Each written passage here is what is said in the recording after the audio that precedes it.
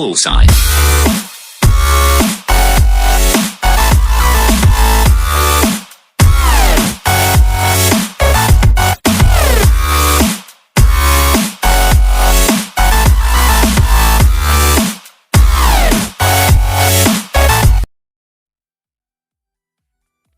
Fala pessoal, aqui é o Bionic e hoje eu vou apresentar a vocês a textura que eu criei do zero. Sim, eu criei essa textura do zero, então vamos logo botar em primeira pessoa, vamos lá.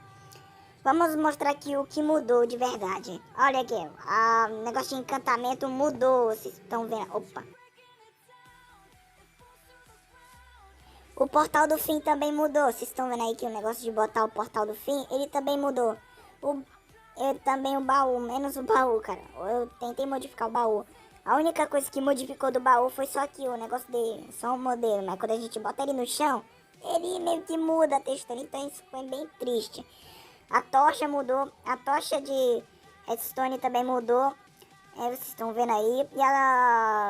E esse negócio que brilha também mudou. Então vamos agora ver os blocos. Aqui temos aquela pedra brilhosa, a redstone e a grama de podzol. E aqui temos, deixa eu ver como é que é, o fungo. Aqui nós temos o bloco de fungo do Nether, a esmeralda, que ficou azul. Aqui tem o tijolo do Nether e a diamante mudou, a esmeralda, redstone e isso aqui, que é a pedra do Nether, a pedra do fim e a dinamite. Agora vamos ver os itens. A espada mudou, a espada de diamante mudou e a espada de ouro, tridente, capacete de ouro, também as armaduras de ouro, são os ícones. Aqui também temos a fogueira que ficou meio bugada, eu tentei modificar ela, mas ficou assim mesmo. O fogo também vai ficar assim. Vou mostrar aqui pra vocês o fogo. Vamos ver aqui o fogo.